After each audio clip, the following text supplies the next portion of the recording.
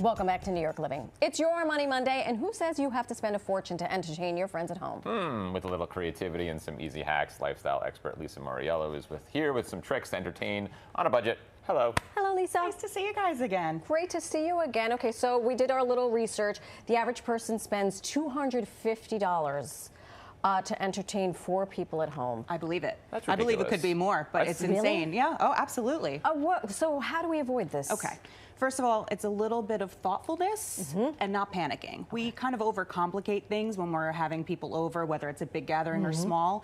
And we forget, we all like simple food, but you want it to look like someone took the time, they actually want you in their house. Yeah. So as a food stylist, I love presentation. Yeah. It could be something as simple as cutting boards, white platters, glass bowls in different sizes. This is going to take you all season long, right? You could use these at Christmas, you could use them in July. Right. And then you just kind of put a little decor to fancy them up. You never have to put them away. Right. You're not buying at the dollar store, throwing away. Right. So you can get them at thrift stores. You don't have to overspend. Right. If you want to invest, you can. But thrift stores, your home goods stores, super, super inexpensive, gives you some thought. So here, for example, this is $2 cheese, dollar store popcorn, dollar store pretzels, these dollar store, potato chips, amazing. and they are delicious. Olives, which really never go bad in your freezer. So Can we you can back pull it up those for together. a hot second? Go ahead, because girl. you got this, you've got the white platters. I see you, Ina. White platters all day. Ina Garten. I took a page right out of that book too. The white platter goes a long way. She is my muse, and Yeah. she also says you only need potato chips and olives if you're doing like a cocktail thing and serving a big dinner. So if she says it, then I'm it's with real.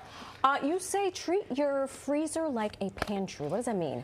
We concentrate on stocking our pantry full of things that don't go bad quickly, and that's great for saving money. So is your freezer. So if you're shopping for stuff for dinner, chicken thighs, great inexpensive, great for meals, but it's great for entertaining too. So buy more than you need. Freeze them, and then you could take them out for grilling when people come over for a barbecue. You could put them right from the freezer in the Instant Pot for, a stew if you're having a dinner party, those kinds of things. And then the same thing when you're cooking your actual food, like your leftovers. I freeze meatballs. Every time I make meatballs, I cook like I'm making for an army.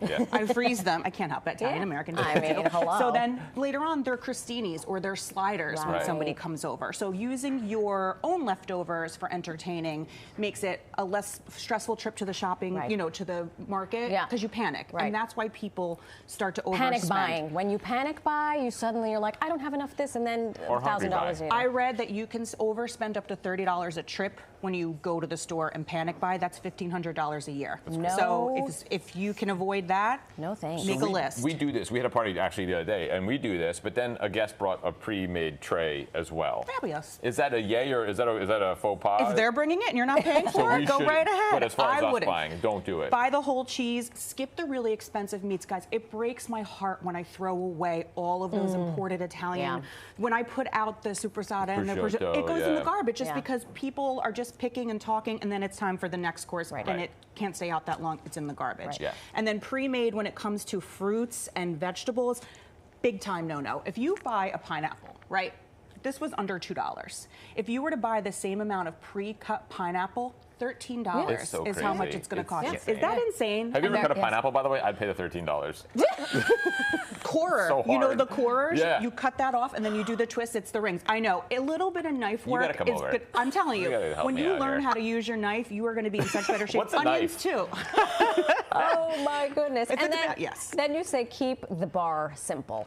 Don't try to make 10,000 What's in the drinks. box? What's in the box? Boxed wine, 2 kinds of beers, maybe like a batch mixed cocktail, and tell your friends, I'm getting you started, but bring if you drink anything special. I love it because people bring different beers for me to try. They leave it at my house, and then I serve that at the next party. But people know you're just getting them started, right? You're not there to feed them for the rest of their lives, right? They can contribute. Dessert's a big one that I outsource because you really don't need to make anything besides a nice fruit platter. People will bring some cookies, and you just want to avoid waste. And then, of course, pasta's great for feeding a crowd. That's a really, really good one. And then freezing Italian bread is my other tip. I've never bought 1 loaf of Italian bread in my life. You always put it in the freezer. You can cut it into sections. Now you've got something for crostinis. Oh my gosh. You've got something for a panzanella I'm salad. coming to your house for frozen bread and meatballs. I'm telling you, you'll never know the difference. I won't tell you. Wine. You'll have to guess if it's frozen or not. So thank you so much for giving us these fantastic tips. My pleasure, and for guys. more money saving and entertaining ideas, follow Lisa on Instagram at LisiDoesIt.